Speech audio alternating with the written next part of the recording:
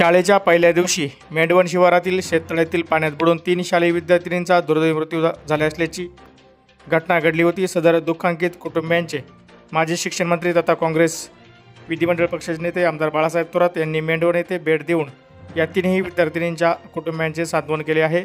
याचबरोबर ही घटना अत्यंत दुर्दैवी असल्याची भावना यावेळी आमदार बाळासाहेब थोरात यांनी व्यक्त केली आहे। मेंढवण येथील डापसे, जाधव व बडे कुटुंबियांच्या भेटी घेऊन आमदार बाळासाहेब थोरात यांनी त्यांच्या कुटुंबियांचे सांत्वन केले। यावेळी युवक काँग्रेसचे कार्याध्यक्ष सुभाषराव सांगळे यांसहित गावातील नागरिक मोठ्या संख्येने हजर होते।